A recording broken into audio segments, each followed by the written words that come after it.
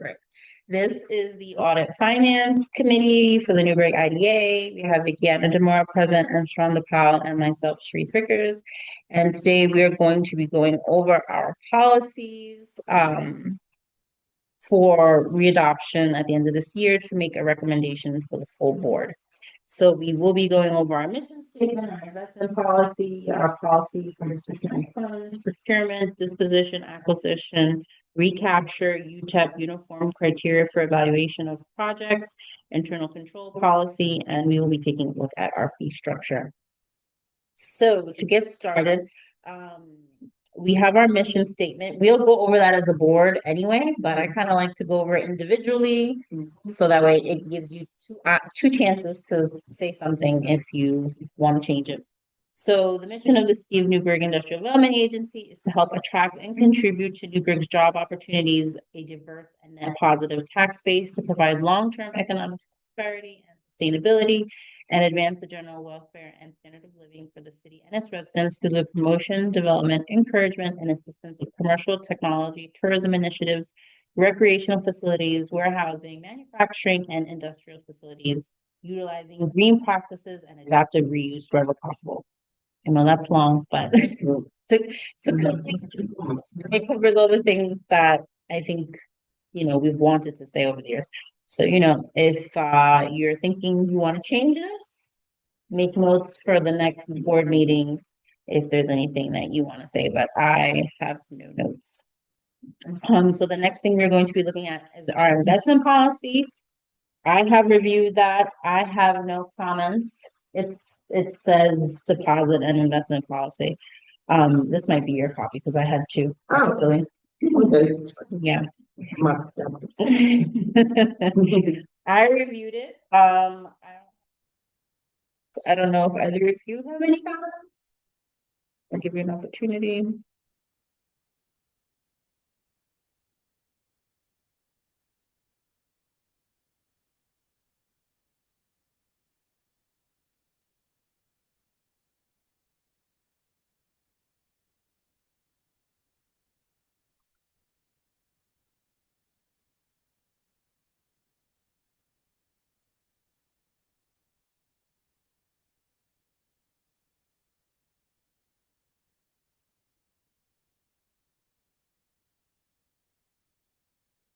Okay, none. So we will recommend that policy stays the same.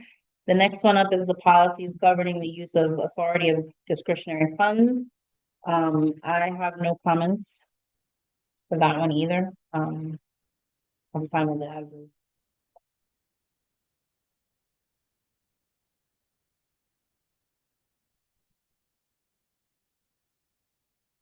Try not to do anything extra here anyway, so we keep the books pretty basic with what we did. No vacations and all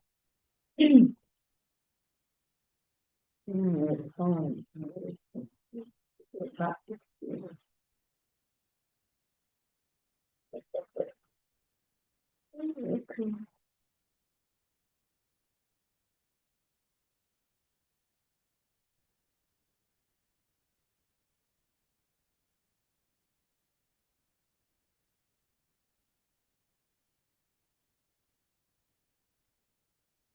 Okay. For the recruitment policy, I have no comments, but I did notice a typo on page 4, under section 5.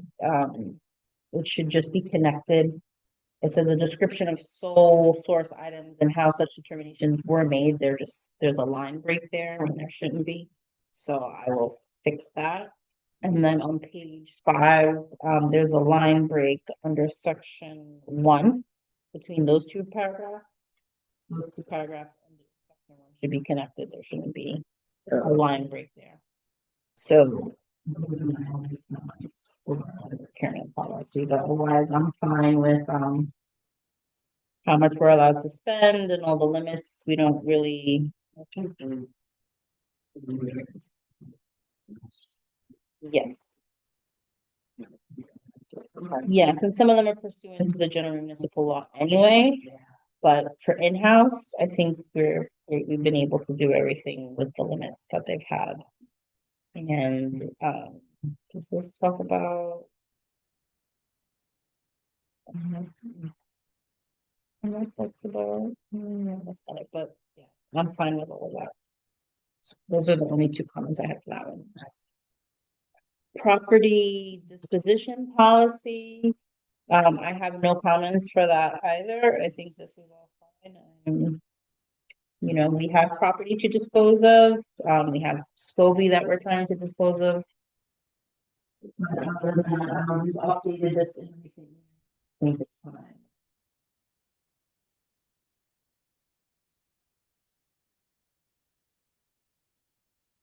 All right, SCOBY the only one, right? We have SCOBY, we have obviously the armory. Uh, what else do we have? Corwin Court, I don't know where the bank is, but that's a long-term lease. And then like tiny little posted sides, uh, plots of land. Not to buy those unless they're buying all the land around it. So that's not happening anytime soon. Property acquisition policy, I have no comments on that. And I think, anyway, as an idea, you don't want to really acquire property. So, this is a pretty straightforward policy, unless Bob has some comments that are being made at higher levels that he thinks should be reflected in the policy, then I'm fine with it as is. Okay. Recapture policy procedures. So just to reiterate, that's when a project doesn't deliver what they were supposed to, then how do we go back recapturing the benefits that they've received? So I don't see any comments on this. I think all of this was fine. We talked about that. We talk about that at all meetings, yes. It's usually sometimes it's written into the approving resolution. Sometimes if there's like a particular item that you as a board feel strongly about that you want written into the resolution that something was if the developer does not meet certain clause, then you want to recapture back. But this kind of refers to when I do the annual reporting and we find that a project didn't deliver a certain amount of jobs or didn't do certain things, then we'll refer back to this. But it has not happened yet.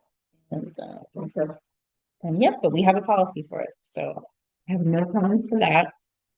I'll mention that we have the UTEP on the list, but that the uniform tax exempt policy, but that we've reviewed that as a board. We've had a public hearing for it, so I don't think as a committee you have any comments that The only thing I wanted to bring up was Miss Amato's comment at the hearing. I think that we should really maybe try to, because I can't think off the top of my head of exactly what she said, but when I was I went back to listen to it, and she made very valid points, which I think we can kind of try to maybe put into the UTEP. That's just my comment on that. To me, it sounded that she's looking out for the best interest of between the city and So if you can you just send me an actual I don't know if it's a transcript. Oh, it was a letter that she just said she. Yeah, I think I have a copy of the letter and I can forward it to you. And then when we go to readopt them at the next board meeting, Okay. you can, Yeah, something that you want to Yeah, just she made strong points there that I think that we should kind of look into. No problem. Okay. But as a whole, there's nothing that you're Right. Other than nope. Other than that, it's just that's the only thing. Okay. Policy respecting the uniform criteria for the evaluation of projects. I have no comments there, but usually you'll kind of see this formation, this criteria in an approving resolution. Like we check off all the boxes that if the project is doing these things. So this is kind of the blueprint of how we determine if a project should be done or not. So that's pretty straightforward, and I have no comments for that. And then we have the internal control policy. I have no comments for that. I mean, is breakfast more than 12? This is lunch or assistant. I don't really ever charge the agency back for that. I really don't travel. The farthest I will go is Albany or New York City. And then in that case, it's just mileage. I don't do hotels and all of that. And usually, and then anyway, in those cases, they provide when I'm going to like the IDA conference and my EDC, they provide all the food. So I've never really ever charged the agency back for that. But I mean, I could see in the future, maybe one day with inflation, is dinner more than $32? It's been that same amount since I started, I think. So it's probably an old thing. Purchases for supplies by the staff is, up in the amount of 250. That's like reimbursable. And again, I told you I prefer not to use my cash. So the most I'm ever using my money is to like buy postage or like Zoom or Adobe because we don't have a credit card. So, this says we cannot have a credit card. So, and I've thought about us getting a debit card, but it was hard because they want it in somebody's name. And if it can't be in my name, then they were giving me a hard time. So I just stopped Right. I just stopped the whole, what's the word? Like the research of it because I was like, and anyway, a lot of places now have ACH. So, and we put it in the treasurer's report, you see it. So, that is the way we've been able to get around it, which is nice. Because, yeah, like, paying for the notices for the newspaper and all that stuff. So fortunately, the agency is able to pay for that. So, yeah, fortunately, I'm not paying for much or anything really out of pocket other than postage and like Adobe, I would say. So I'm fine with all of these amounts. And I don't have any comments. And then last but not least, I'll have the other committee look at this too, but we do a housekeeping resolution where we kind of readopt a bunch of things, and this is one of the things that we readopt in there as well. So I figure I'd just throw it in here so we can look at it. So just so you know, every time somebody applies to the IDA, they pay $100. Sorry. You're saying, Yeah, no, it's too easy.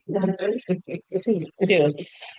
Public hearing notification fee is at cost, legal fees are at cost. So, when I submit the stuff to the newspaper, whatever invoice I get, when we're gonna close with them, I collect all those bills and that becomes part of their closing costs. They pay Bob's bills, they pay their attorney's fees, and they pay our attorney's fees, and that's just a direct relationship between them and Bob. However, in the case with Brookfield, we did set up that account with them where Bob was paying us and then we would pay them. But I don't know why we did it in that case, but ideally we just want them to have their own relationship and we stay out of it.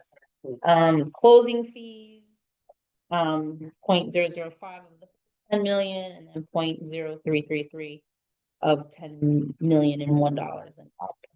And then we have miscellaneous stuff on the back, which I've never really had to enforce, document processing, extension of inducement, waivers, refinancing of bonds, termination fee. I mean, this is the way IDAs make their money. For us, we fortunately have other ways, so we're not really nickeling and diming people. So just out of curiosity, what like the other IDAs? So I think if I were, yeah, if I mean anything about this, I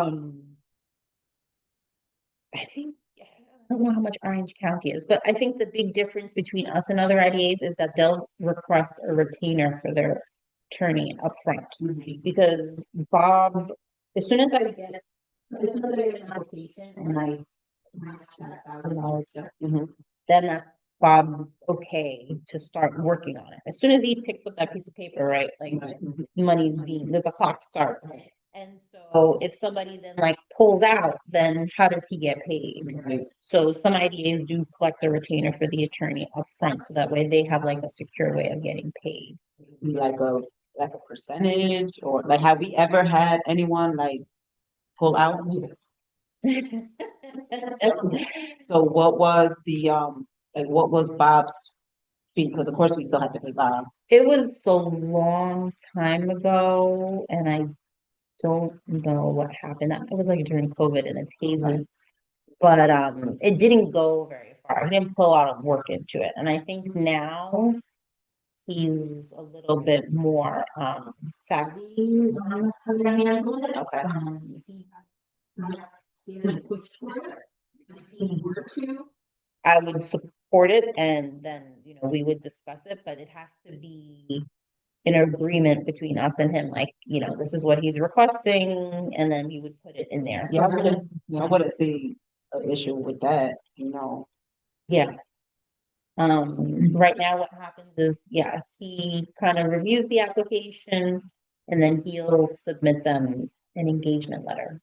I don't know when in that process it happens. Like, I'm pretty sure he does us a favor of, reviewing it before having an engagement letter in hand, but he has to have an engagement letter to really start doing documents for them. But that's really the only difference that I see with us and other IDAs. This application fee can be up to $5,000 sometimes. You don't want to put too much on the Right. developer, Yeah. but it's also, if Bob is starting to get paid out of this $1,000 and No, he doesn't. No, that's just us. the application fee, but Bob is not technically, he hasn't gotten paid yet for his. Right. Right. That will just, once that work that he starts doing, it eventually gets billed directly to the developer. But this is just for us for like in-house admin stuff. But some IDs will charge up to 5,000. I think we had it might have been 750, and then I think the board previous years was like 1,000, but they also thought the same thing as you, like, we want development here and Too much, so I don't want it to be correct. And so that's kind of where everybody felt with that. So, I'd like to at least give you like a little bit of history, what are these things? Because again, these are the things you only look at once a year. But that is the fee structure. And then I have no comments for that, but we will recommend readoption of that in a housekeeping resolution. So if nobody has any other comments, then we'll close the meeting, but I guess I'll take a motion to readopt the policies as put forth today at today's meeting with the two recommendations of the rectifying of the typos that I mentioned. Yes. Okay. Nobody is in opposition and disagreement. Okay, great. So with that, we'll close the meeting, and everybody is in agreement. We have a motion to close the meeting, a second. Okay, very good. Thank you.